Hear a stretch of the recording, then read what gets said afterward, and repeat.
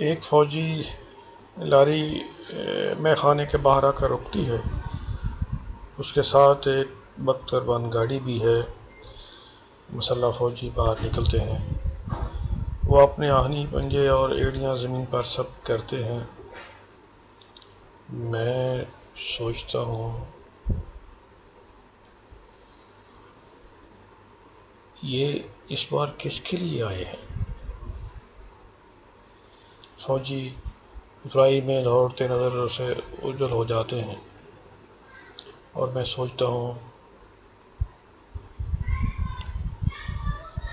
तो आज की शब ये मैं नहीं हूँ। मैं बत्ती गुल करता हूँ और पर्दे बराबर कर देता हूँ।